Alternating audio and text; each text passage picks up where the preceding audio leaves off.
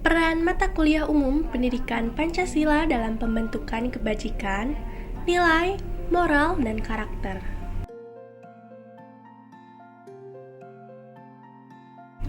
Mungkin sebagian dari kita bertanya-tanya mengenai mata kuliah umum pendidikan Pancasila.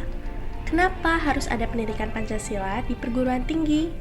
Untuk mengetahui jawabannya, mungkin kita perlu mengupas sedikit dengan apa yang terjadi di Indonesia belakangan ini. Seperti maraknya para pejabat tinggi negara yang melakukan korupsi, lalu banyaknya kenakalan remaja yang terjadi, serta kondisi masyarakat yang diwarnai oleh kehidupan yang ingin serba bebas, apalagi saat ini teknologi semakin canggih. Entah itu dalam hal berbicara, berorganisasi, berekspresi, berkomunikasi, dan lainnya yang nantinya menimbulkan perpecahan. Hal ini tentu tidak relevan dengan nilai-nilai Pancasila yang terkandung dan dianggap menyeleweng dari nilai dasar Pancasila, serta hal ini juga merupakan krisis moral. Terkadang kita tidak menyadari dengan apa yang sudah kita lakukan. Namun keinginan kita sebagai rakyat Indonesia, tanah air kita yang tidak ingin menjadi terpecah belah.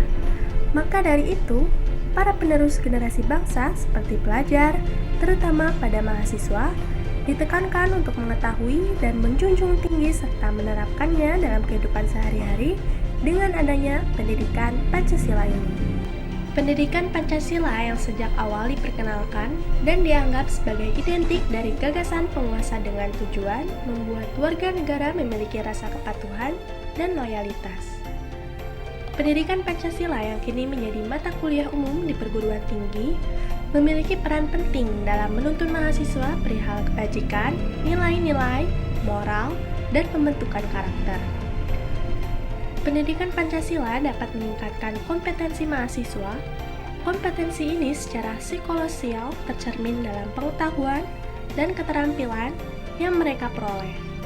Lalu, sikap serta kepribadiannya dalam berbangsa dan bernegara. Sedikitnya ada 5 karakter pribadi Pancasilais yang harus dimiliki, dihayati, dan diimplementasikan dalam kehidupan mahasiswa. Di antaranya ialah yang pertama yaitu nilai-nilai ketuhanan serta mampu menunjukkan sikap religius, toleransi. Yang kedua, berkontribusi dalam meningkatkan mutu kehidupan masyarakat, berbangsa, bernegara, dan peradaban berdasarkan Pancasila. Yang ketiga yaitu peran sebagai warga negara yang bangga, cinta tanah air. Yang keempat, memiliki nasionalisme serta rasa tanggung jawab terhadap negara dan bangsa. Dan yang terakhir adalah menginternalisasi semangat kemandirian, kejuangan, dan kewirausahaan atau etos kerja. Etika dan moral dalam kehidupan berbangsa dan bernegara dapat digali dari Pancasila sebagai dasar negara. Ini perlu dianggap sebagai etika terapan karena aturan normatif yang bersifat umum, diterapkan secara khusus sesuai dengan kekhususan dalam kehidupan berbangsa dan bernegara. Pendidikan Pancasila yang menjadi mata kuliah umum di perguruan tinggi dapat meningkatkan kualitas nilai moral mahasiswa dalam berbangsa dan bernegara.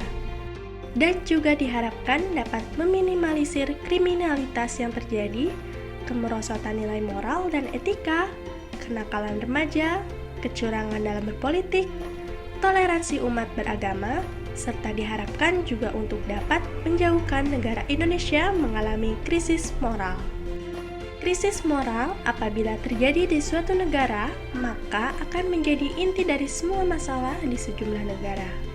Indikator kemajuan bangsa tidak cukup diukur hanya dari kepandaian warganya, tidak juga dari kekayaan alam yang dimiliki.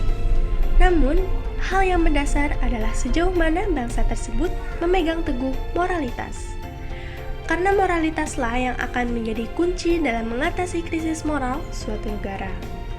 Untuk itu, mata kuliah umum pendidikan Pancasila sangat berperan penting dalam pendidikan, khususnya di perguruan tinggi. Karena butir-butir Pancasila yang melekat menjadi pedoman hidup bangsa Indonesia.